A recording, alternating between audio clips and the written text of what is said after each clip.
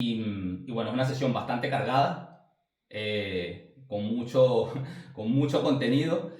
Y bueno, que estén atentos porque va a haber un poco de todo. También les quiero comentar que no, o sea, voy a decir verdades por un tubo, no voy a regalar los oídos a nadie. Si hay personas que sean muy sensibles, les recomiendo dos cosas: o bien que se vayan de la llamada, o bien que se queden, que aprovechen, se inspiren, aprendan, porque lo que vamos a ver hoy les va a servir no solo aquí dentro, a nivel de ventas, sino también en la vida en general.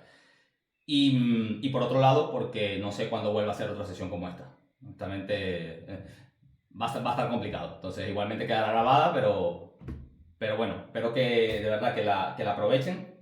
Y bueno, esta sesión va a ser como una llamada de venta, es decir, vamos a tener, bueno, la agenda, que es lo que estoy haciendo ahora, el rapport ya lo hice, va a haber un discovery, el discovery va a ir sobre mí, sobre que me conozcan a mí, aunque ya muchos me conocen, yo me he abierto bastante por redes y muchos saben mi historia. Sin embargo, hoy voy a profundizar más y me voy a abrir, creo que como nunca lo he hecho en una clase. Eso será el discovery, luego será el pitch, que será para ustedes, que es toda la parte donde vamos a trabajar mentalidad, vamos a trabajar psicología también, enfocada en la venta. Y por último, pues habrá una sesión de preguntas y respuestas, ¿vale? Que será la fase de cierre y objeciones, básicamente. Así que guárdense las preguntas que tengan, váyanse apuntando cosas, todo lo que vaya saliendo. No sé cuánto voy a durar, no lo he cronometrado, no me he preparado nada, o sea, voy a improvisar un poco. Y no sé cuánto va a durar, no sé si va a ser una hora y media, 2 horas. Yo tengo tiempo, me da igual, me puedo quedar aquí hasta la madrugada y los que se quieran quedar se quedan y los que no, pues se van cuando les toque. ¿Vale? ¿Bien? Bien. Genial. Bueno, empezamos entonces. ¿Cómo está la energía hoy? Lo veo muy apagado. Póngame por el chat. Del 1 al 10. 8. Hombre, María. Eso es porque es jueves ya. Lo puedo entender. 1000. Ponen por ahí. 8, 10, 11. Bien, 150. Si estuviera mi hermano aquí, que respondía 87.5 o algo así. Vale.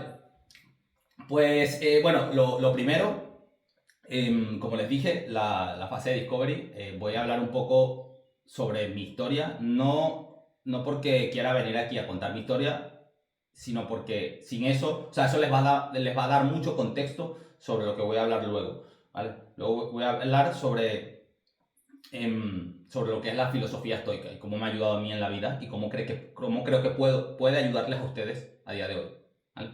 Entonces, no voy a contar toda mi historia, evidentemente. Voy a contar lo que son los 3 puntos de inflexión más importantes que he tenido yo a lo largo de mi vida, ¿vale? Y el primero, eh, o sea, yo desde muy joven, desde los 17, 18 años o así, bueno, en el contexto de mi país, ya saben, soy de Venezuela. Me metí mucho en el mundo de la fiesta, del alcohol, de las drogas, etcétera. Estuve muy metido ahí, ya no solo eso es lo de menos. Yo creo que todos nosotros tuvimos una época fiestera, seguramente no todos se drogaron, pero sí todos tuvieron esa época de salir de fiesta. Ahora, la cuestión es que no se queda ahí, yo fui más allá. Y llegué a, pues, a cometer, bueno, a vender droga incluso, a hacer cosas de las que a día de hoy no estoy orgulloso. Eso que quede claro. Es verdad que aprendí mucho en esa época, es verdad que aparte, fueron muchos años también, y todo esto me llevó a entrar como en un bucle negativo. Al final, la ciudad donde yo estaba era una ciudad pequeña, todo el mundo se conocía, había bueno, el contexto, mi alrededor, mi entorno me empujaba a hacer esas cosas. Era una forma de pertenecer como a un círculo social específico, básicamente. Y bueno, y así estuve durante muchos años y fue una época bastante catastrófica en mi vida, por decirlo de algún modo. Todo esto hasta que llegó un momento, o sea, una tras otra, ya era prácticamente la oveja negra en la familia, llegó un momento en donde hubo una gota que ya colmó el vaso, ¿vale? Que fue, tuve un accidente de coche, que no me pasó absolutamente nada, pero bueno, reventé el coche, pues tuve varios accidentes, pero el último fue el peor.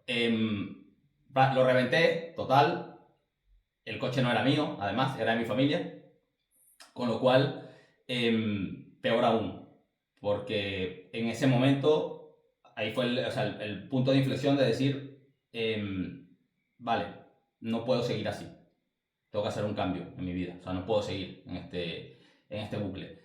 Se me caía la cara de vergüenza con mi familia, ya venía siendo la oveja negra desde hace mucho tiempo, y eso fue como, o sea, después de eso, básicamente me encerré en mi habitación durante una semana, no quería verles a la cara, pues me caía de vergüenza. Y gracias a mi abuela, que vivía con nosotros en ese entonces, era la que me cocinaba y tal. Y bueno, yo salía cuando ellos se iban a trabajar, cuando mis padres se iban. Durante esa semana estuve reflexionando de cómo podía hacer para salir de eso. Y sabía que, o sea, por más disciplina que podamos tener o lo que sea, que en ese momento yo no tenía tanta, no, o sea, aún así, si estamos rodeados de un entorno negativo, siempre nos va a empujar a que sigamos por ese camino. O sea, es muy difícil. Es muy difícil. O sea, es nadar contra corriente siempre, de por vida. Entonces, cuando entendí eso, dije, vale, no puedo seguir en este entorno. Y la única solución que se me ocurrió pues, fue salir del entorno. Como dije antes, era una ciudad pequeña, todos se conocían, o sea, mientras yo estuviese ahí no me podía esconder, básicamente. Y entonces ahí decidí emigrar. Decidí salir de mi país.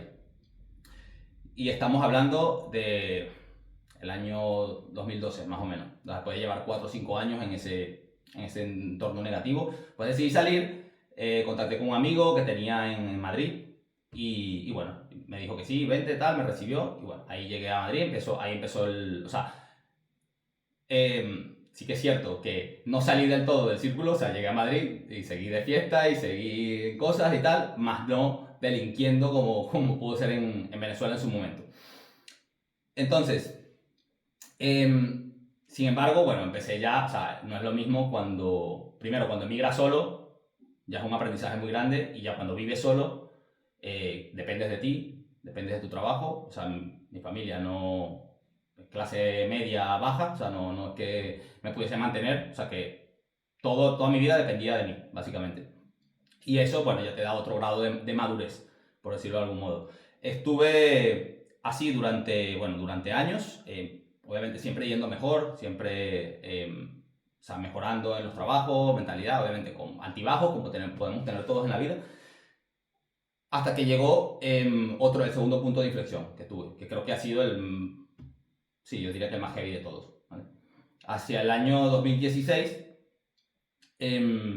me diagnosticaron con linfoma de Hodgkin, que es un tipo de cáncer, ¿vale? Ahora hace 10 años ya. Y en ese momento, o sea, fue un punto de inflexión porque o sea, pasamos la vida pensando que nunca nos va a pasar nada. O sea, vivimos la vida así, como que nunca se acaba.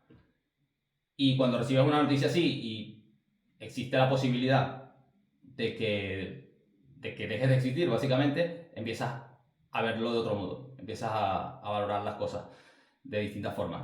Y esto obviamente fue el cambio más heavy a nivel de mentalidad. Justo en ese momento, yo venía unos meses antes, o un año así, mejorando mis hábitos, sobre todo entrenando, comiendo mejor, o sea, venía como mejorando mi vida en general. Y leyendo, o sea, me estaba adentrando en lo que era, o entendiendo, o conociendo, mejor dicho, lo que era la filosofía estoica en ese momento. Que yo antes eso no lo había escuchado nunca. En ese momento lo venía viendo tal, y cuando me pasó esto, fue como el punto en el cual me adentré de lleno en eso. O sea, fue como... muchos creerán o sea, no sé si creer o no en las casualidades, no voy a entrar ahí, pero para mí fue como o sea, el momento perfecto. No sé cómo lo hubiese afrontado de no haber conocido esa filosofía justo antes de ese momento. Entonces, A partir de ahí empecé a adentrarme más en la filosofía estoica, mientras estaba primero atravesando todo el proceso en el cual me hacían exámenes que todavía no me habían diagnosticado, en el cual no sabía, pero existía la posibilidad, y después de ya estar diagnosticado y ya tener la noticia, pues ahí más todavía me adentré en esa filosofía. Pasó, bueno, me hicieron operaciones, hice quimioterapia durante 6 meses y bueno, por suerte lo superé. Y bueno, a día de hoy puedo estar aquí contando esto. Y sí que es verdad que, o sea, que el cambio de mindset que tuve a partir de ese momento fue muy fuerte y es lo que me ha servido a partir de ahí para las siguientes experiencias, ¿vale? Que es donde viene el tercer punto de inflexión que tuve, que fue en enero del 2024, que es el que la mayoría de ustedes conocen, pues, si han visto a lo mejor mi entrevista o poco saben la historia, pero bueno, fue básicamente un accidente de moto que tuve viviendo en Barcelona y tuve una fractura de tibia y peroné. Entonces, fue como, o sea, es verdad que ahí venía como de años en los cuales venía corriendo mucho por la vida, o sea, venía muy frenético, no paraba, o sea, sentía que necesitaba parar, pero no podía. O bueno, no podía, no quería, entre el trabajo, deporte, en ese momento estaba haciendo mucho deporte también. Y esto fue como un parón en mi vida, que me hizo reflexionar y me hizo tomar la decisión de lanzarme al mundo digital. Ahí fue donde empecé con las ventas digitales. Entonces, voy a profundizar más sobre todo esto cuando hable de la filosofía estoica y para que entiendan cómo va hilado a todas esas decisiones que he tomado a lo largo de mi vida. Dicho esto, o sea, seguramente vendrán más experiencias porque queda vida todavía y al final estoy seguro que también muchos de ustedes aquí han vivido experiencias similares o menos catastróficas o peores. Todos vivimos experiencias, la cuestión es qué hacemos con esas experiencias que vivimos. Ahí está la cuestión. ¿Cómo las afrontamos? ¿Vale? Entonces, hasta aquí, ¿me han escuchado bien? ¿Todo bien? Sí. Vale, genial. Entonces, para hablarles, como sé que hablar de la filosofía estoica puede ser algo un poquito pesado, lo que voy a hacer es hacerlo lo más dinámico posible, ¿vale? Y para eso voy a utilizar la pizarra, ¿vale?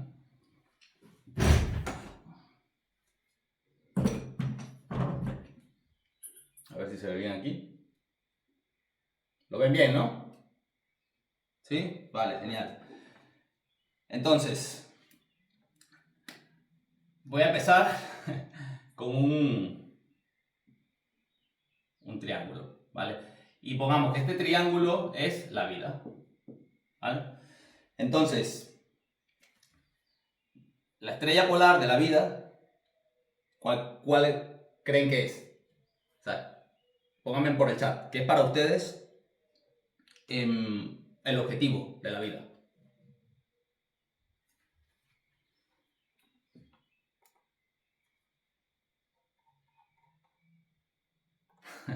Fernando. Vivir tranquilos con la realidad que tengamos. Participen, Vivir, tener paz, ¿vale? Estar alineados, encontrar el propósito, salud. Hakuna Matata, Mario. Es un show. Lo que nos permite avanzar al objetivo, tranquilidad, presencia de familia, paz, salud, estabilidad, vivir sin prisa, ser feliz, disfrutar consiguiendo metas. Vale. Me sorprende, mucha gente ha puesto tranquilidad, paz. Y he visto varias veces ser feliz. La mayoría de personas, o menos que yo he escuchado cuando pregunto qué es lo que buscan en la vida, me dicen felicidad. Me dicen que buscan la felicidad. Eso es lo que yo más he escuchado. Felicidad.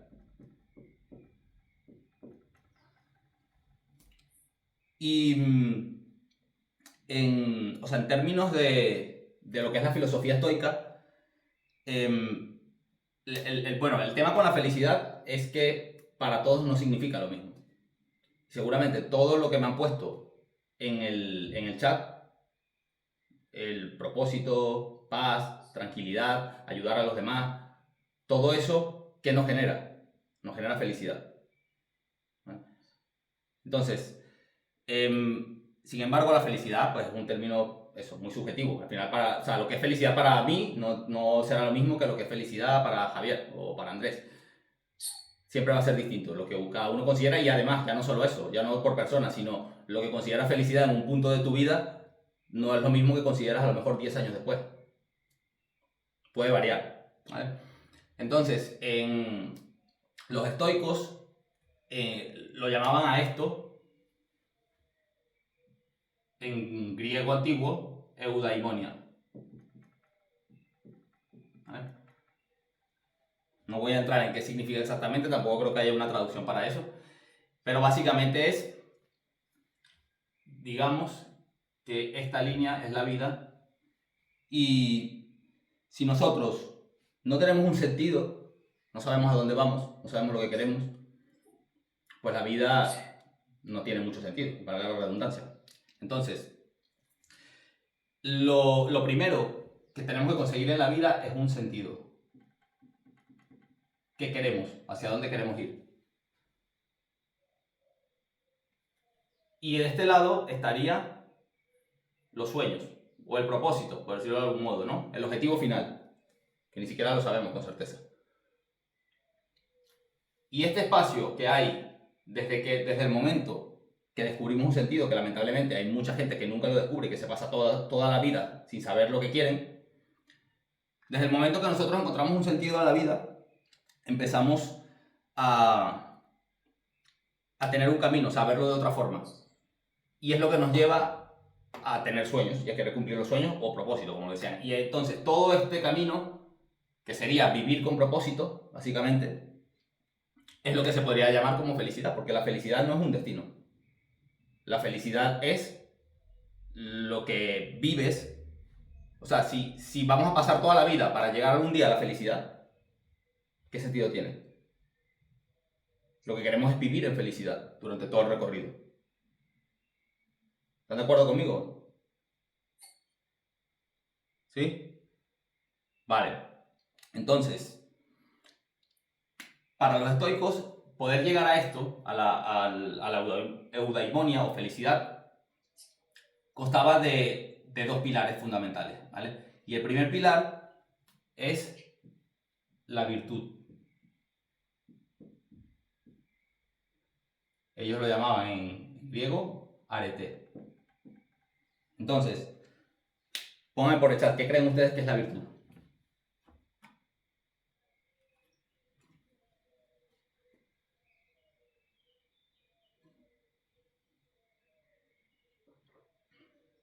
¿Cómo tardan, ¿Cómo tardan, que no hay nadie virtuoso aquí, ¿o qué pasa? Es un concepto difícil, Claro. Y es un concepto difícil saber hacer. Mira, por ahí Javier se acerca, No tengo ni idea. Es un concepto difícil porque no hay una palabra que lo defina. La virtud consta de muchas cosas.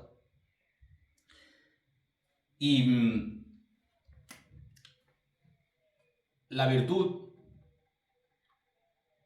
en términos de la filosofía estoica, consta de 4 cosas fundamentales. ¿Vale? Lo primero es algo que todos los que estamos aquí tenemos, porque si no, no estaríamos aquí. ¿Qué se les ocurre que es?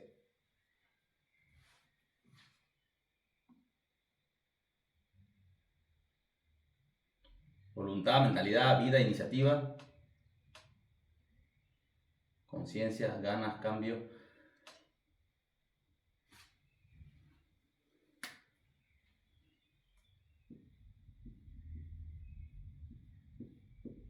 Coraje. Coraje, al contrario de lo que valentía, al contrario de lo que muchos piensan, no es ausencia de miedo, no es no tener miedo. Todos tenemos miedo, o sea, es una emoción imposible de quitarnos de encima. O sea, se puede tener más o menos, Algunos tenemos más, otros tenemos menos. Algunos la sentimos en mayor o en menor medida, pero siempre va a estar ahí, porque o sea, es nuestro instinto de supervivencia. No nos lo podemos quitar. Entonces el coraje no es ausencia de miedo, el coraje es tener la capacidad de actuar a pesar de ese miedo. Y por eso digo que todos los que estamos aquí lo tenemos, porque para estar aquí han tenido que superar un miedo. Si no, no podrían estar aquí. ¿Están de acuerdo conmigo, no? En eso. Vale. El segundo punto es sabiduría. Seguro que muchos han escuchado la frase esta que dice como Dios, concédeme la serenidad para aceptar las cosas que no puedo cambiar, el valor para cambiar las que sí que puedo cambiar, pero sobre todo la sabiduría para discernir entre ambas, para saber qué puedo y qué no puedo cambiar. Eso es sabiduría. Sabiduría es, desde el punto de vista, todo lo que estoy diciendo es desde el punto de vista de la filosofía estoica. La sabiduría es la capacidad de ser personas objetivas, o sea, de ver el mundo desde un lente objetivo y no dejarnos llevar siempre por las emociones. Luego, o sea, la sabiduría no se trata de ver vídeos, ver módulos, leer libros, que sí, vale. Pero la sabiduría se interioriza cuando lo pones en práctica. O sea, de nada sirve toda la sabiduría que puedas acumular si no la pones en práctica. Entonces, esto, para mí, uno de los puntos más importantes. Y el tercero sería la justicia.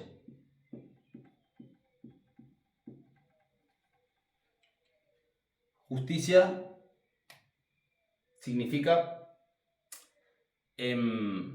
aquí es donde muchos podrían decir actuar con virtud, básicamente.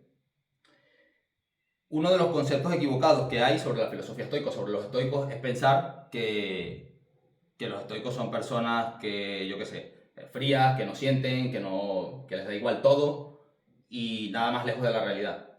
O sea, aunque sepan gestionar sus emociones, los estoicos tienen un gran sentido de responsabilidad social, de ayudar a los demás. Todo lo que hacen va en función de eso y todo lo que vaya en contra, es decir, perjudicando a la sociedad, está fuera de lo que es la virtud. No estaría correcto. Que todos lo hemos hecho. Sobre todo yo lo hice mucho también, en mi época que dije antes. Y de hecho hay una frase de Marco Aurelio que dice: lo que no ayuda a la colmena, no ayuda a la abeja. Entonces, justicia. Y en cuarto lugar, y creo que es el que más fallamos todos los que estamos aquí, es disciplina. O al menos es lo que nos gustaría tener a todos, mucho más de lo que tenemos seguramente.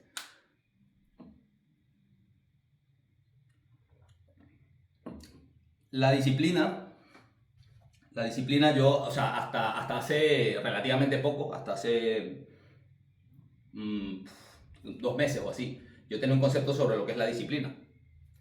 Y siempre he pensado que soy una persona, bueno, relativamente disciplinada. Evidentemente nadie es 100% disciplinado, todos podemos fallar algún día y es normal. Habrá gente que falle menos, gente que falle más, según lo que hayan vivido, según cómo se hayan entrenado, según todo lo que les haya llevado en la vida a ser más o menos disciplinado. Y bueno, yo siempre me he considerado que soy una persona que, viendo un poco a mi alrededor, a mi entorno, no me voy a echar flores, pero bueno, considero que soy una persona disciplinada dentro de lo que cabe, dentro de la sociedad. Y hace un par de meses vi un reel de Alex Hormozzi que me voló la cabeza. y me hizo como replantearme el concepto de disciplina que tenía. ¿Vale? Era el reel iba sobre, o sea, era un podcast de él con otros tíos y había uno que es Logan, se llama Logan, muy famoso también, una otra marca personal. Y Logan decía en el podcast como que es que la vida va de ser disciplinado, hay que tener disciplina. Y la disciplina es o haces las cosas o no las haces. Si las haces eres disciplinado y si no las haces no lo eres. Y a Alex Hormozzi por supuesto le pintó la cara. Y a mí también, porque yo más o menos lo entendía de esa forma. Y le dice como, se la pintó además con una analogía, ¿vale? Alex Hormozzi, para los que no sepan, o sea, su empresa lo que hace es ayudar a crecer a otras empresas. Y sobre todo el nicho del fitness, el entrenamiento. Él trabaja con dueños de gimnasios que quieren, bueno, crecer su gimnasio, ¿no? Y lo que contaba es que le venían muchos de estos dueños de gimnasios diciéndole como que no, que la gente no es disciplinada, que la gente no, no sé, no pone lo que hay que poner, no entrena, no viene, no tal. Y Alex les decía como, bueno, es que ustedes tampoco son disciplinados. Y claro, se pican y le dicen como, ¿cómo que no? Claro que sí, si yo me levanto a las 5 de la mañana y yo entreno en ayunas y yo cuento las calorías y yo tal. Claro, pero porque a ustedes les encanta hacer eso. Por eso lo hacen. Y es como, sí. Y esto me dejó pensando, o sea, el concepto es, la disciplina es la capacidad de hacer algo que no nos gusta hacer durante un tiempo determinado por un objetivo. Eso es la disciplina. Cuando eso que no nos gusta hacer pasa a ser algo que sí que nos gusta, ya no requiere de disciplina. Y esto, o sea, este cambio de concepto es una buena noticia. Es una buena noticia. ¿Por qué? Porque esto es como... Y les voy a poner otra analogía. O sea, por ejemplo, un jugador de fútbol. O sea, yo soy malísimo en fútbol. Yo no juego fútbol, no me gusta. Y, y no me gusta porque soy malísimo en eso. Entonces, o sea, si tú vas a jugar un partido y lo haces fatal, tal, obviamente no te va a gustar el fútbol. Ahora, si tú entrenas, te vuelves bueno y haces un partidazo, seguramente te guste más. Ahora, para hacer eso, tendrás que hacer entrenamientos que a lo mejor no te gustan porque no juegas bien, pero cuando empiezas a jugar bien, los entrenamientos te empiezan a gustar. Porque eres un buen jugador y esto aplica para todo en la vida. Y esto aplica incluso, o sea, para nosotros aquí. Por ejemplo, ¿a quién le gusta hacer un currículum? A nadie. Yo odio ponerme a hacer un currículum. O sea, eso es fatal. Pero odio más tener que ir a repartirlo. Tener que ir a repartirlo a sitios donde además no me lo han pedido. Habrán algunos que sí que estén buscando gente, pero habrán otros que no. Entonces, ahora, ¿por qué lo hago? Porque lo necesito hacer. Porque o sea, un objetivo detrás, hay un beneficio. Que me contraten. Lo mismo cuando enviamos vídeos a marcas personales. Por ejemplo, a nadie le gusta al principio. Habrá gente que sí, que venga con las ganas de crear contenido y tal, son muy pocos. ¿Vale? Yo cuando yo empecé en esto, yo en mi vida me había grabado un vídeo en formato selfie. Nunca. Y me generó muchísima resistencia también. No lo quería hacer. Pero bueno, qué disciplina, ¿no? Ahí es donde entra un poco la disciplina. Y dije, vale, pues y lo empiezas a hacer y cada vez que lo haces, lo vas haciendo mejor. Y llega un momento que te empieza a gustar. Entonces ya no tiras tanto de disciplina. Porque ya te está gustando más lo que haces. Y a día de hoy, no soy un influencer, pero ya me han visto. O sea, me gusta. De hecho, creo menos contenido del que me gustaría porque no tengo el tiempo para hacerlo. Pero podría estar creando mucho más contenido. Entonces, o sea, de eso va el que entiendan la disciplina como un sacrificio que hay que hacer en el corto plazo, hacer algo que no te gusta, pero no lo vas a hacer por siempre. O sea, y no porque no vayas a hacer esa acción concreta por siempre, sino porque va a llegar un momento en que te vas a volver bueno en esa acción y te va a gustar hacerla. Y ahí no vas a necesitar más la disciplina. ¿Vale? Entonces, hasta aquí, ¿se entiende? ¿Sí? Vale. Entonces, todas, o sea, estas cuatro cosas son los que hacen, según la filosofía estoica, que seas una persona virtuosa, que tengas virtud. Al final, la virtud lo que viene siendo es cómo te comportas, cómo accionas en la vida. Eso es lo que viene siendo la virtud. Es tu patrón de comportamiento ante la vida.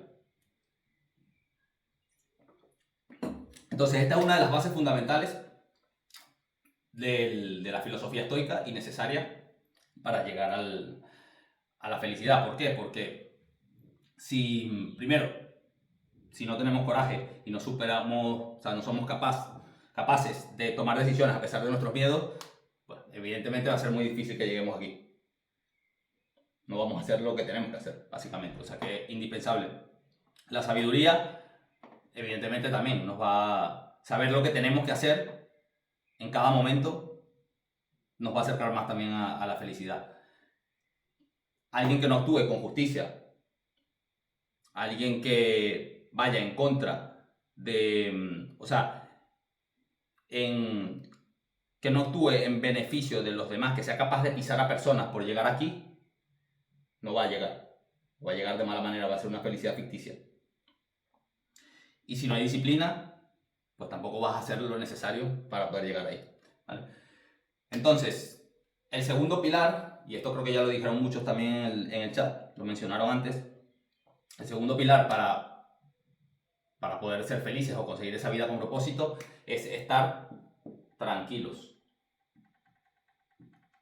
¿Vale? Es la tranquilidad. Y a esto le llamaban los estoicos ataraxia.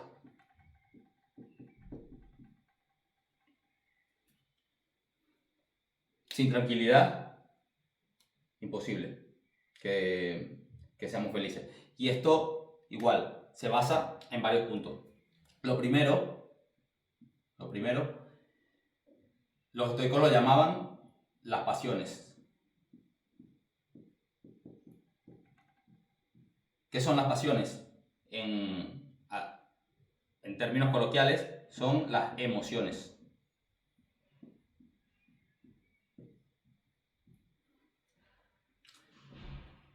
Emociones negativas. ¿Cuáles? Póngame por el chat. ¿Qué emociones son negativas?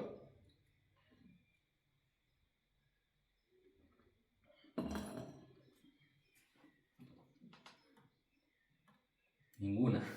Envidia, miedo, rencor, desidia.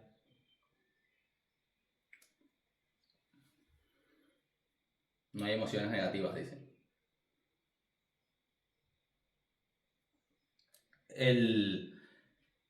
El miedo, la ira, sí, ira, odio, enojo, más o menos entre lo mismo, culpa. La impulsividad sería lo mismo que dejarse llevar por la ira, básicamente. Si nosotros no somos capaces de... Porque sí, o sea, podemos verlo, por ejemplo, el deseo es una emoción, desear algo. Puede ser negativa o puede ser positiva, ¿vale? Si nosotros, por el deseo de conseguir algo, somos capaces de pisar y no actuar con justicia, es una emoción negativa. Ahora, si el deseo de algo nos hace conseguir más sabiduría y ser más disciplinado, es algo positivo. Luego hay emociones como la ira, que tenía su utilidad, digamos, en un mundo primitivo, pero a día de hoy la ira suele ser más negativa que otra cosa. O sea, muy difícil que eso pueda ser positivo en ningún contexto. Al menos a mí no se me ocurre ninguno. Bueno, quizás, no sé, si eres un peleador de MMA, a lo mejor te sirve en el ring. De lo contrario, creo que poco sirve. Entonces, el punto es que para poder estar tranquilos, tenemos que ser capaces de gestionar nuestras emociones. Y hoy aquí no voy a hablar de métodos prácticos para poder gestionar las emociones, porque si no, esto nos iríamos aquí a 4 horas. Luego al final de todo les recomendaré un libro sobre todo esto, que es muy, muy práctico para aplicar todo lo que estamos viendo hoy. Pero básicamente es la capacidad de controlarte ¿Cuántos de aquí no conocemos a personas que, no sé, que de nuestro entorno cercano, familiares, amigos, del trabajo, lo que sea, personas impulsivas que, no sé, tienen un problema y vienen y lo pagan con cualquiera o cometen actos de los cuales después se arrepienten y después van, en el mejor de los casos, piden perdón, pero claro, ya el daño está hecho y te pueden perdonar o no perdonar. Entonces, y muchas veces era innecesario. ¿Por qué? Porque no se gestionan. Actúan por impulso, por impulsividad. Entonces, eso es lo primero que tenemos que aprender a controlar. Tanto con la ira, tanto con el deseo, tanto con el miedo. Si somos impulsivos con el miedo, pues lo mismo, no tomamos acción, no tomamos decisiones difíciles. Y todo eso, pues se entrena, evidentemente. En segundo lugar, para poder tener esa tranquilidad, hay otro término que es la dicotomía de control.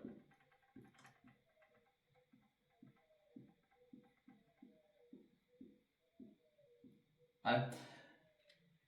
La dicotomía de control va de la misma frase que dije antes, hablando de sabiduría, el saber qué es lo que está bajo tu control y lo que no puedes controlar. Por ejemplo, no puedes controlar dónde naces, el país donde naces, la situación económica que tienes cuando naces, tus padres, las experiencias que viviste de pequeño por no sé, una mala relación con tus padres o lo que sea. Nada de eso lo puedes controlar. Lo que sí que puedes controlar es qué haces después. En mi caso, por ejemplo, yo emigré de mi país. Eso lo podía controlar. No podía controlar el entorno de mi país. Podía controlar el yo estar o no estar. No podemos controlar qué pasa en la política. Quién gobierna, quién no gobierna, si suben los impuestos, si no lo suben. Nada de eso lo podemos controlar. ¿Qué podemos controlar? Pues tomar acción y buscar la forma de generar más ingresos, por ejemplo. Por lo que muchos estamos aquí. Entonces, si sabemos diferenciar entre las cosas que, y esto y no es muy difícil, o sea, es sentarnos y pensar, o sea, ¿esto puedo hacer algo para cambiarlo? No. ¿Qué puedo hacer para cambiar un político? Bueno, puedo poner mi voto, pero no controlo que gane o pierda. ¿Qué puedo hacer? Pues buscar otra cosa que mejore mi vida, que las hay, independientemente de los políticos que haya, o irme a otro país, si nos ponemos ya muy bestias. Entonces, y lo mismo aplica para lo que estamos haciendo ahora. Vuelvo al mismo ejemplo de antes. Por ejemplo, enviamos vídeos a las marcas. Yo no controlo que una marca me responda o no me responda. Eso no depende de mí. ¿Qué depende de mí? Enviar 20 vídeos y hacerlo lo mejor posible en cada uno. Eso es lo que depende de mí.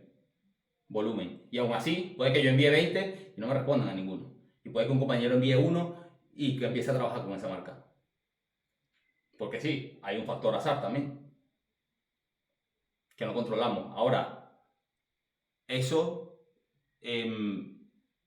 no, o sea, no podemos hundirnos o frustrarnos por eso. Al final tenemos que centrarnos en lo que sí que depende de nosotros.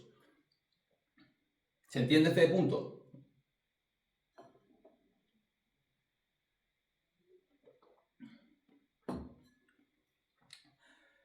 Vale. Y en tercer lugar, y aquí creo que me voy a extender un poco más,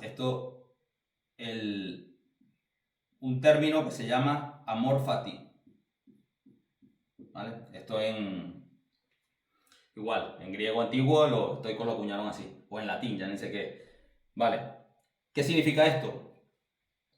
Amor fati es, básicamente la traducción sería ama lo que te sucede.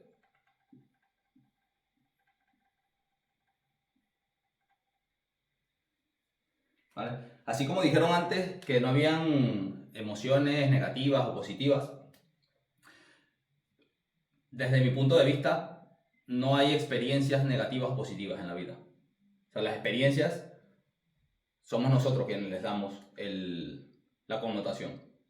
¿Vale? Y voy a poner ejemplos muy claros. O sea, em, cuando, por ejemplo, cuando tuve lo del cáncer, en ese momento, obviamente, nadie quiere tener cáncer. Entonces yo lo veía como algo negativo. O sea, ¿por qué diablos me pasa esto a mí? ¿Qué he hecho yo? Y en ese momento, obviamente lo ves como algo negativo. Cuando, bueno, una vez que lo superé, ahí empecé a verlo de una manera más positiva. Y luego, con el tiempo, o sea, gracias al cambio de mentalidad que me hizo tener, me di cuenta de que había sido algo positivo para mi vida. Porque si nunca lo hubiese vivido, hubiese seguido viviendo de otra forma. Que a lo mejor no me hubiese llevado donde quería o no hubiese encontrado, yo que sé, un sentido, un propósito, lo que hablábamos antes.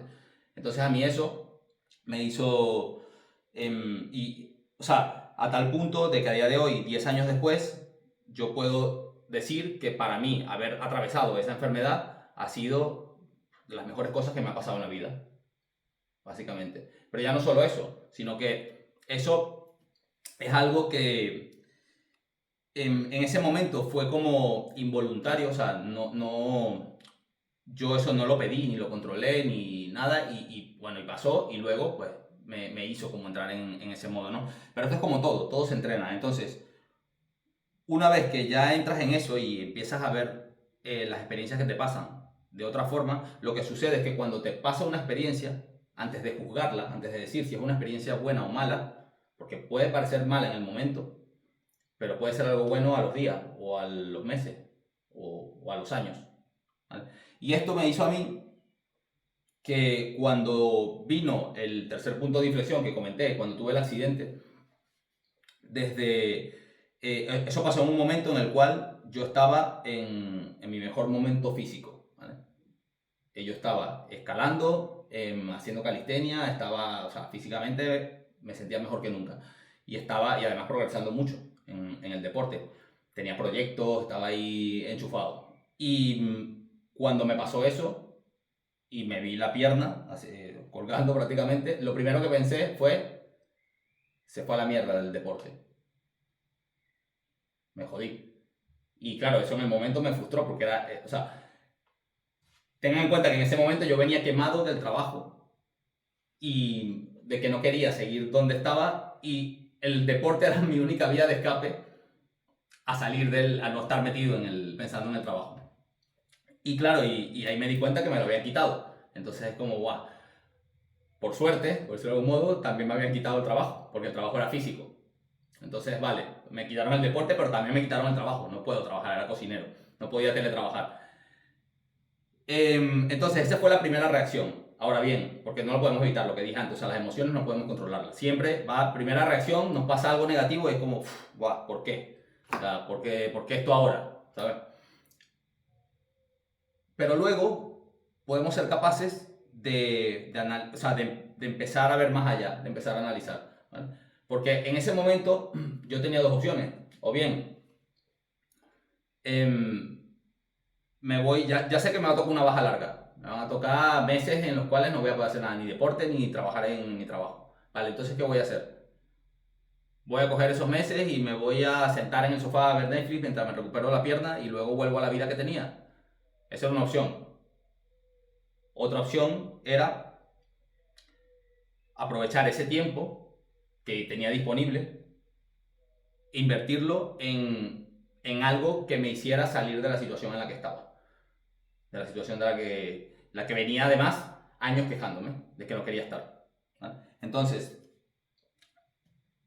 digo que esto se entrena porque después de ese impacto negativo, desde el momento que ya yo iba en la ambulancia hacia el hospital, ya yo en mi mente iba pensando, o sea, mi pensamiento era cómo voy a hacer que esta experiencia negativa a priori, ahora, cuando yo la cuente dentro de unos años, se convierta de las mejores cosas que me ha pasado en la vida, cómo fue el cáncer antes.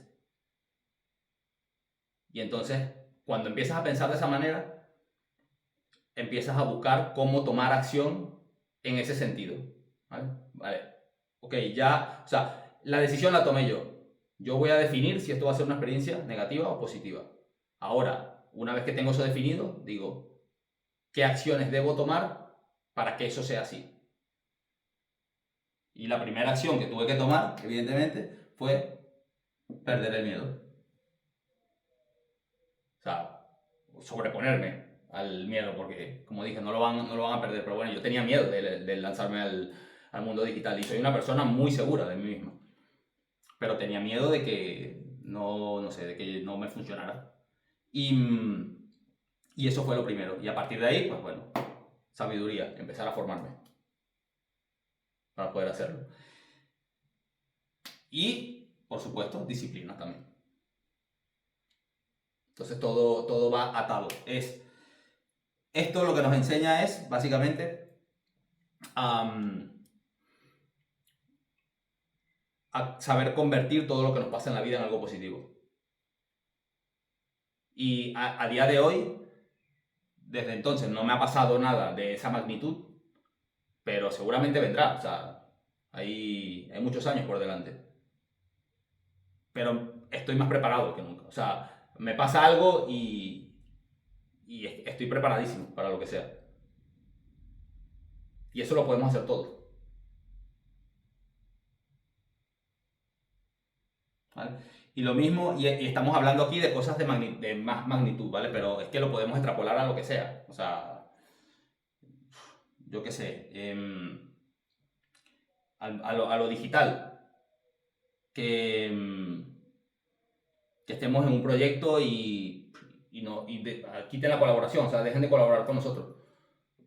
Lo podemos ver como algo negativo en ese momento, o lo podemos usar como aprendizaje para conseguir otros proyectos mejores. ¿Vale? Y lo digo porque a mí me pasó tal cual. O sea, yo he sido una persona que he trabajado muchas cosas en la vida. O sea, he hecho, bueno, desde solo aquí en España, en hostelería, camarero, cocinero, coctelero, chef, ayudante, de todo. Socorrista, dependiente, repartidor, o sea, todas las profesiones que pueda ser un inmigrante. Entonces, en todas estas profesiones, o sea, en todos los trabajos que he tenido en general, yo siempre he sido de las personas que dan mi 100%. Y he conocido muchas personas que piensan que no voy a dar mi 100% porque esto no me pertenece, porque estoy enriqueciendo a otra persona, porque no es mío, tal. Entonces, ¿para qué me voy a esforzar? Doy mi 50 o mi 70. Y cuando tenga algo mío, pues entonces ya me esfuerzo y ya pongo mi 100%. Vale, yo lo respeto, no lo comparto, yo no actúo así, o sea, porque, vale, si tienes el dinero y tal para montar tu propio negocio y esforzarte al 100%, perfecto, pero ¿y si no? Yo no lo tenía.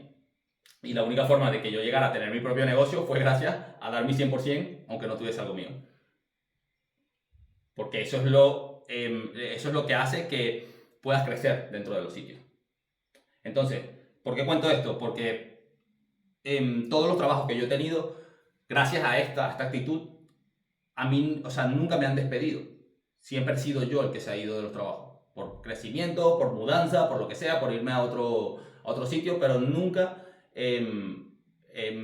bueno, me han despedido hasta hace julio del año pasado. Estaba colaborando con un proyecto en B2B, un proyecto que era bastante exigente, la verdad. Y sí que es verdad que habían ciertas cosas que no estábamos alineados con mis valores, pero bueno, que yo lo estaba cogiendo a modo de experiencia, quiero aprender y tal. Y además eran tickets altos, o sea que había una buena remuneración, por decirlo de algún modo.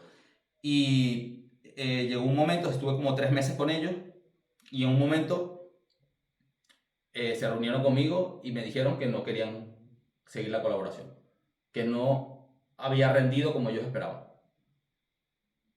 Esto fue lo que me dijeron. Y que yo, gracias a saber gestionar mis emociones y ser muy tranquilo, fue como, vale, perfecto, genial, no pasa nada. Pero por dentro me tocó el ego, evidentemente.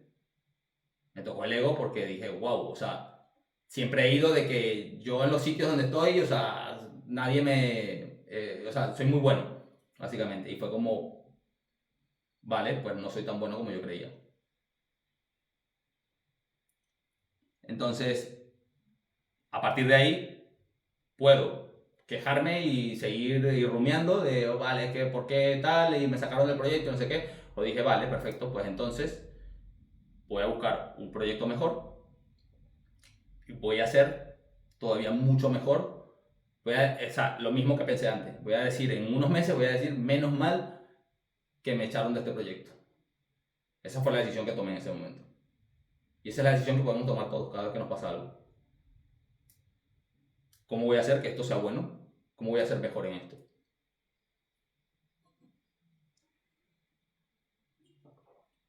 ¿Se entiende? Estoy dando una chapa aquí de, de jueves.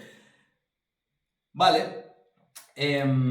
Obviamente sí, o sea, todo esto, el hecho de saber controlar tus emociones, el hecho de saber reconocer lo que puedes controlar y lo que no, te da el poder de lo que no puedes controlar, no preocuparte por ello,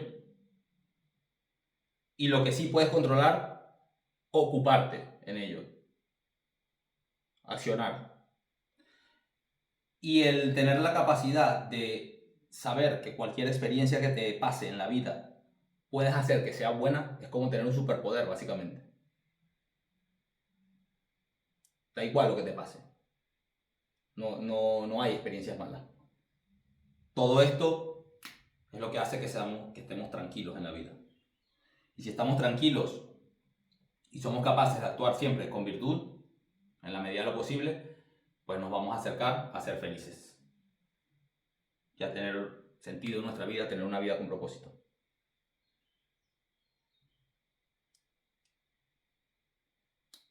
¿Tiene sentido?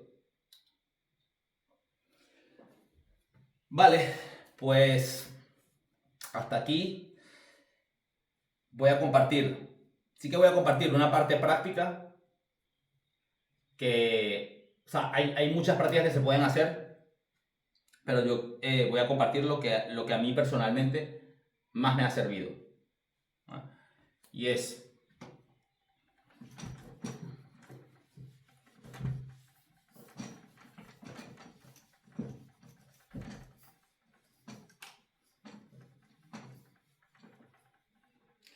lo que voy a compartir ahora, seguramente mucha gente me tilde de pesimista, de negativo, porque ya me ha pasado, lo digo porque ya me ha pasado en la vida.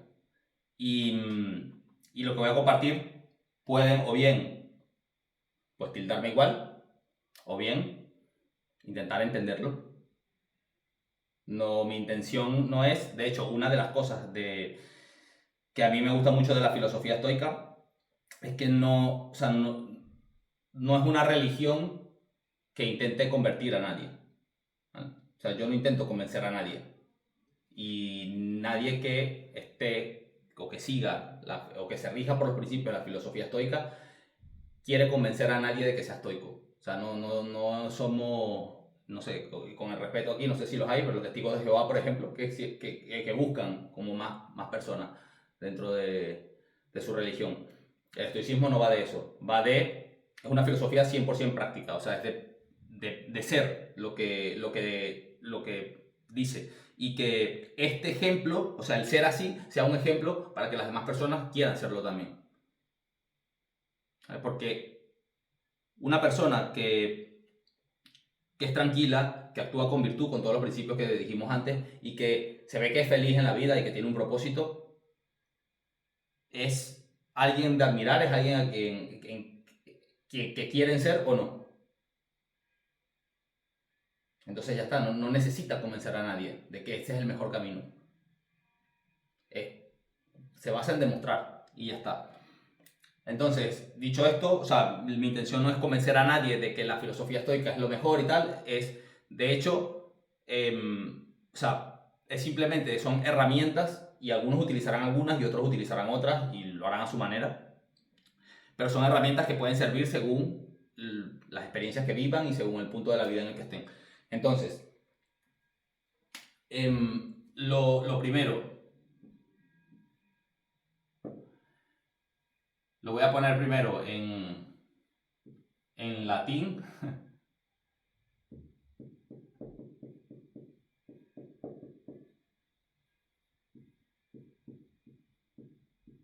Que es un nombre complejo, Praemeditatio Malorum. Y esto quiere decir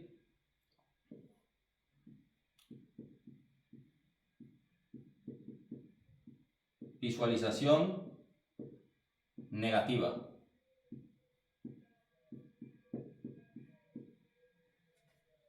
Suena feo, ¿no?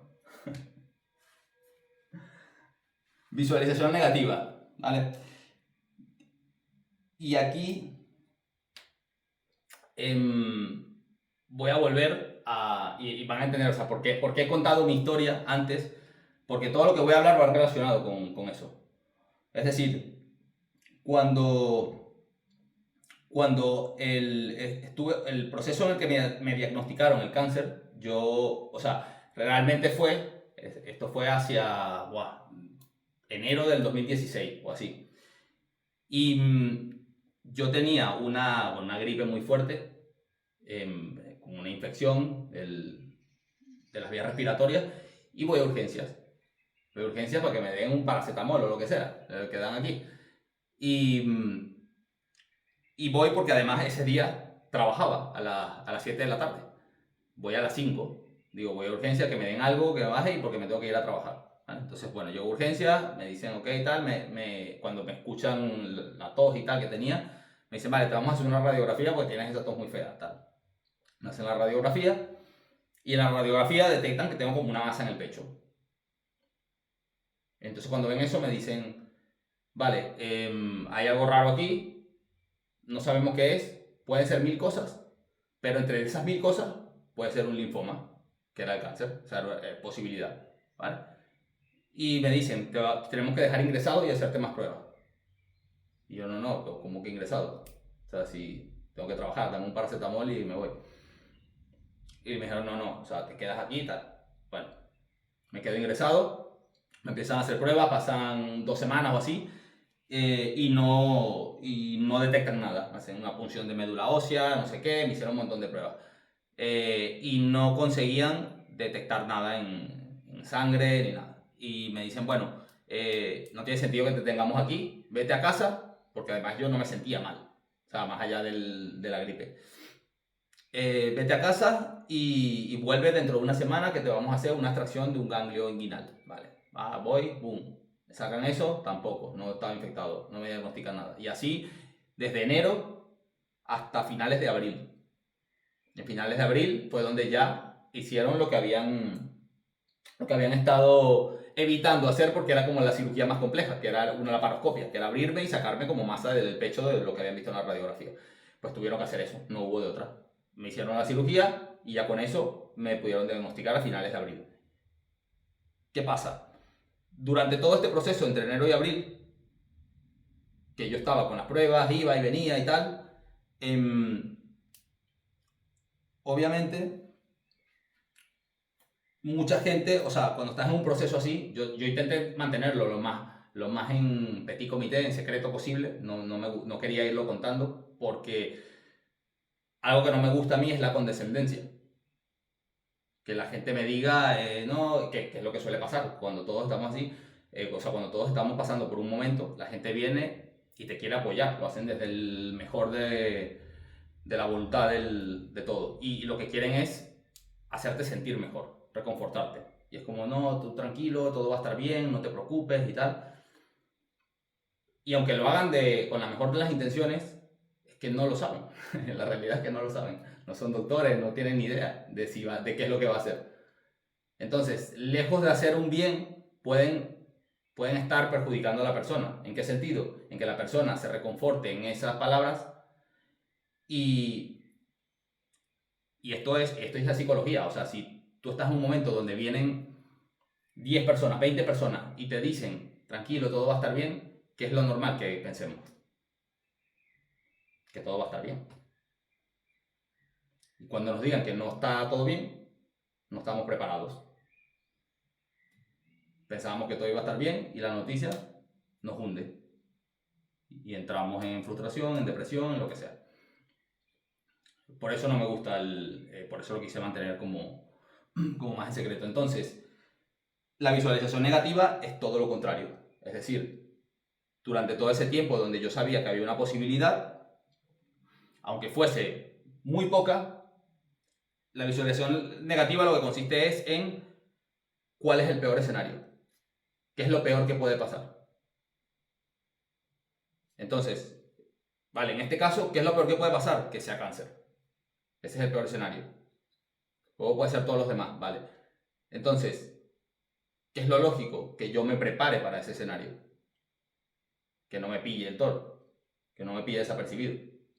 Entonces, la visualización negativa no va de ponernos a visualizar que van a pasar cosas negativas, que es lo que la gente piensa cuando uno dice esto. Piensa, ¿y por qué te sientas a visualizar cosas negativas? Que eres un pesimista, eres un negativo de la vida. No. O sea, no es para visualizar. Es para que una vez que visualices, tengas un plan de acción. ¿Vale? Cuando yo dije, vale, el peor escenario es que sea un linfoma de Hodgkin, vale, perfecto. Pues entonces, investigo el linfoma de Hodgkin, investigo en qué consiste, cuáles son las probabilidades de supervivencia, porque no es lo mismo que yo sepa que es un 70 o que es un 30. Y pienso, vale, ok, ¿cuál es el tratamiento? El tratamiento que me van a aplicar es este. Y volvemos a lo mismo de antes. Cosa que yo no puedo controlar. El tratamiento y que funcione y que yo me cure. Eso yo no lo puedo controlar. Que sobreviva o no, no depende de mí. ¿Qué sí puedo controlar? Todas las opciones que puedo hacer para ayudar a ese tratamiento. En este caso, entrenar, cuidarme, ayunar, comer bien, quitarme el azúcar, que es el alimento de las células cancerígenas, no sé, meditar, dormir mejor, descansar, tomar hierro, magnesio, todas las cosas que se pudieran hacer naturales que pudiesen ayudar y no depender únicamente del sistema. Eso es lo que estaba dentro de mi control. Si yo no hago esa visualización negativa y no me preparo para el peor escenario, no digo que no hubiese sobrevivido, a lo mejor sí, pero bueno, no lo voy a dejar solo al azar, o sea, voy a poner mi parte. Voy a poner mi parte. Entonces, en eso consiste. Y lo mismo, y nos pasó mucho, bueno, me pasó tanto a mí cuando tomé la decisión de meterme al mundo digital, y sé que les ha pasado a muchos de ustedes, y es cuando, sea en esto, sea en cualquier cosa, o sea, cuando tú inviertes, vas a invertir tu tiempo y tu dinero en algo y tienes inseguridad de si hacerlo o no, entonces visualiza el peor escenario. ¿Qué es lo peor que puede pasar? Que hayas perdido, no sé, un año de tu vida y algo de dinero y tal. ¿Te mueres? No.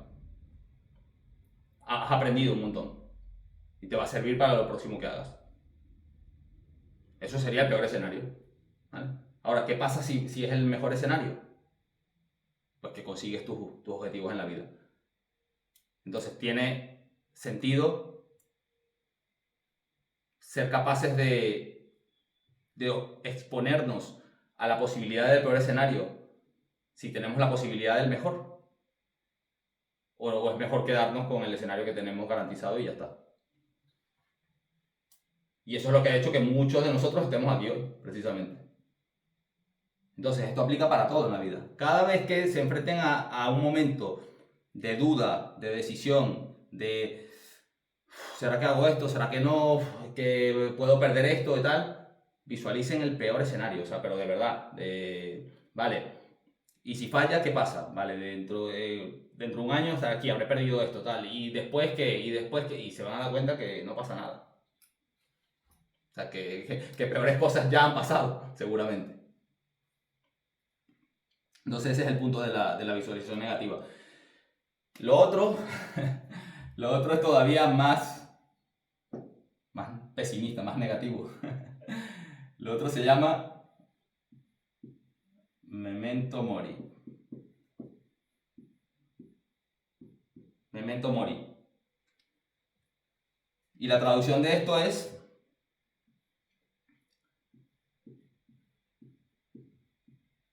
recuerda que vas a morir. Suena negativo, ¿no?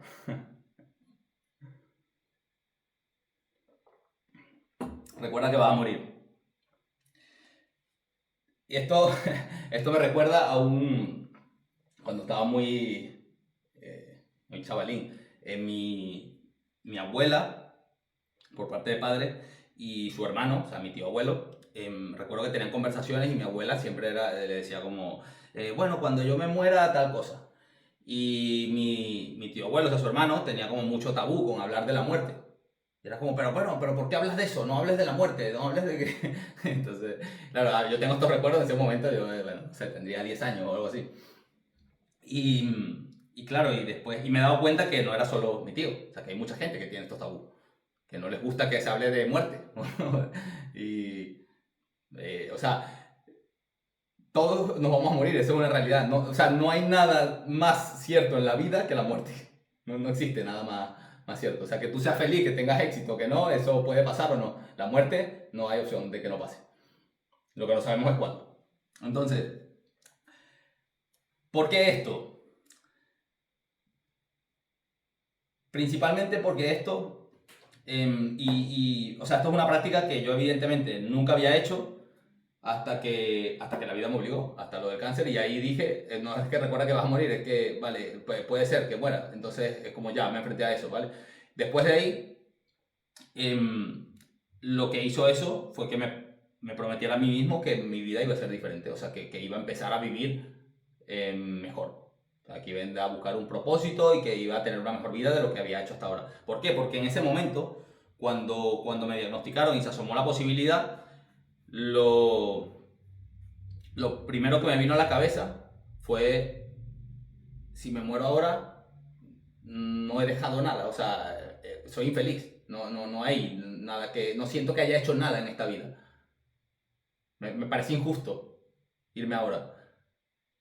Y claro, lo mismo, no lo podía controlar, ¿vale? ¿Qué puedo controlar? Que si sobrepaso esto y en el futuro me vuelve a pasar algo similar, que pueda decir, vale, pues si ahora me pasa, ya, o sea, siento que sí que he hecho algo y que me puedo, y no va a ser tampoco una tragedia, que es lo que me pasa a día de hoy. Evidentemente no me quiero morir, pero si me tocara enfrentarme a una noticia así otra vez, pues pensaría muy distinto a como pensé en ese momento. O sea, ahora estaría mucho más tranquilo.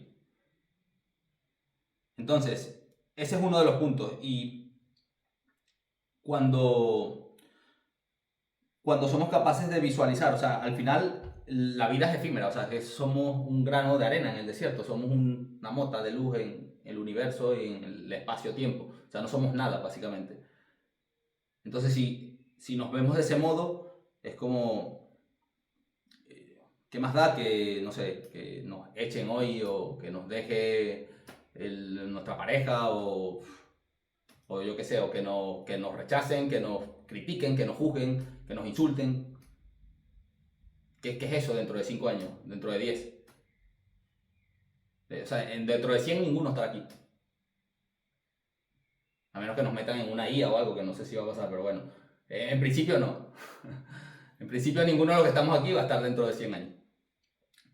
Entonces, y seguramente la mayoría de los que estamos aquí, pues ninguno tampoco será recordado. Y no porque yo sea un cabrón y decir que no, nadie va a hacer nada, sino porque es estadística. O sea, habrá algunos que sí, pero no sé cuántos personajes históricos hay y cuántos humanos han pasado por la historia. Ya está. Entonces, ¿por qué nos preocupamos tanto por lo que pase hoy? O sea, nos hundimos en cosas que va a dar igual dentro de 5 años o 10 años. Entonces, por eso es tan importante recordar que la vida es finita, básicamente. Si lo quieren pintar más bonito, si no quieren decir morir, pues recuerda que la vida se acaba. Sonaría más bonito de eso.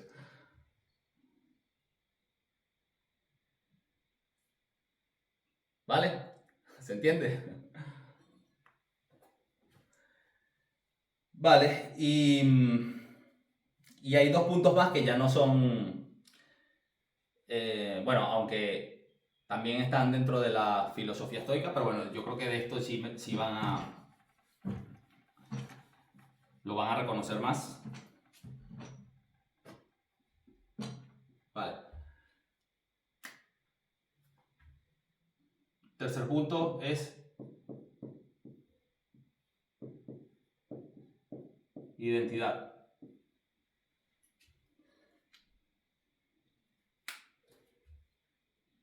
No es lo mismo decir, no es lo mismo decir, hoy tengo pereza de ir a entrenar porque, no sé, me siento cansado, lo que sea, que decir, soy un perezoso. Parece muy similar, pero no tiene nada que ver. Cuando dices que eres un perezoso, te estás diciendo que esa es tu identidad. Tú eres esa persona. Cuando dices tengo pereza, no quiere decir que seas un perezoso. Quiere decir que hoy tienes pereza por algún motivo, pero mañana puedes no tenerla. Pero si tú hoy eres perezoso, mañana eres perezoso, y pasado, y siempre. Entonces es muy importante el cómo nos hablamos, porque además, si yo me digo hoy, es que yo soy muy perezoso y no voy al gimnasio y no hago lo que tengo que hacer, o digo gimnasio, pero puede ser el trabajo, cualquier cosa, cualquier acción que haya que tomar. No la ejecuto y por tanto lo que hago es reforzar esa identidad. Y confirmar, porque nuestra mente siempre quiere confirmar sus creencias, es lo que buscamos. Y esto ya pasamos a más psicología. Y lo que hacemos es confirmar que sí, que somos perezosos, porque no lo hemos hecho. Entonces mañana somos más perezosos. Y lo que hacemos es repetir ese bucle constantemente. No es lo mismo decir que, no sé, se te cae la taza de café, que, se me ha caído porque hoy no he descansado bien y ya está. Que a decir que, es que soy un torpe, es que siempre lo tiro todo. Porque siempre vas a ser un torpe y siempre lo vas a tirar todo. Y esto es, o sea, porque todo lo que he hablado antes de la filosofía estoica es, o sea, yo llevo más de 10 años de metido, o sea, siguiendo un poco los preceptos estoicos. Pero esto de la identidad es algo que yo descubrí desde que me lancé al mundo digital, o sea, hace 2 años o así. Y desde entonces lo intento aplicar cada vez que puedo. A día de hoy, pues ya lo tengo bastante interiorizado, pero nos pasa lo mismo, es lo mismo que siempre hablamos cuando hacemos roleplay, por ejemplo. Cuando, cuando les digo, no, intenten quitarse las muletillas, no digan peros, los condicionales, sería, tendría, tal, todo ese tipo de cosas. No es algo que puedan decir, vale, a partir de mañana ya no digo pero, y ya, y se acabó. No. O sea, es el primer paso es hacerte consciente de lo que estás haciendo. Y lo mismo pasa con la identidad. El primer paso es darte cuenta de que te estás hablando de una determinada manera. Y te vas a seguir hablando así. O sea, el hecho de que te des cuenta no significa que ya mañana no te hablas así. Pero cada vez que lo hagas, te vas a acordar. Es como, guau, me hablé así. Y cada vez ese acordarme va a aparecer antes. El pero, por ejemplo, en un momento P y te quedarás así como, vale, tal. Y ya después llegará un momento que ni siquiera te saldrá. Porque todo es práctica. Entonces el primer paso es hacerte consciente, el segundo paso es practicarlo, practicarlo, practicarlo hasta que lo interiorizas. Y luego dejas de hablarte a tu identidad de forma negativa, por lo menos. Si te hablas de manera positiva, genial. Soy un puto crack, soy el mejor, soy tal. Bueno, eso está bien. Pero de manera negativa, siempre, o mejor dicho, nunca nos hablemos a nuestra identidad. Y por último, el cuarto punto, y creo que el más importante de todos,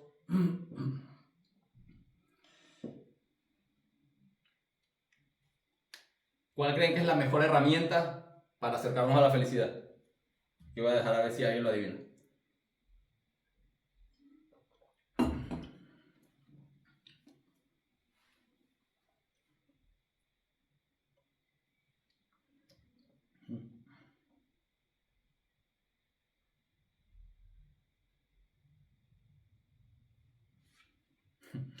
La aceptación, ser fiel a ti mismo, tener propósito, disfrutar el camino, ir sin expectativas, creer en uno mismo, tomar acción. Hombre, ¿cuántas personas somos? 30 y pico, ¿no? Ah, tiene que salir, vamos, no me jodan. Querer y que nos quieran. Bueno, que nos quieran, Marga, no lo podemos controlar. ¿Qué podemos controlar? Ser mejores personas para... Pero bueno, siempre habrá alguien que no te quiera. Danos una pista, ¿sí? Termina. Vale.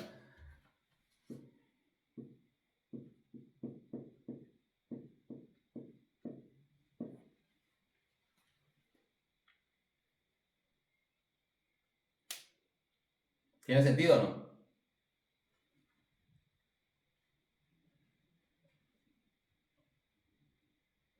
Para mí, esta es la mejor herramienta. O sea, Perdona, lo he dicho, ¿eh?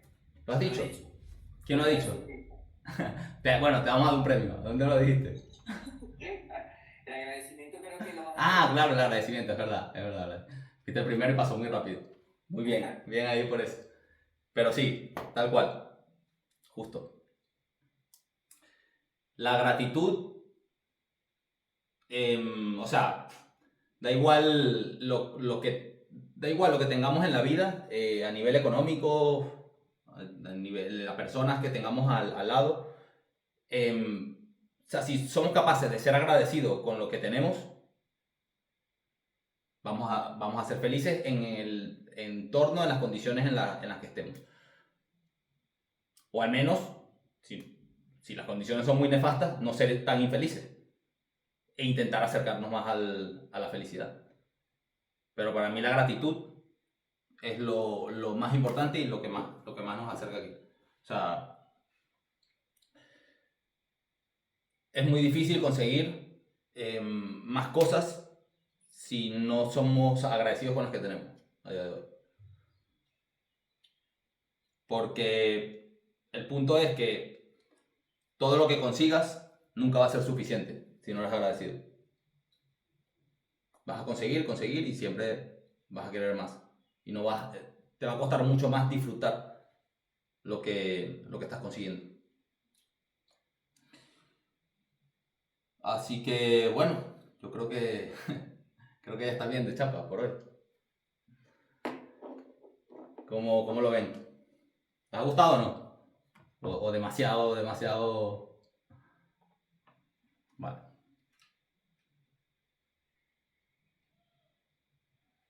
No, dice.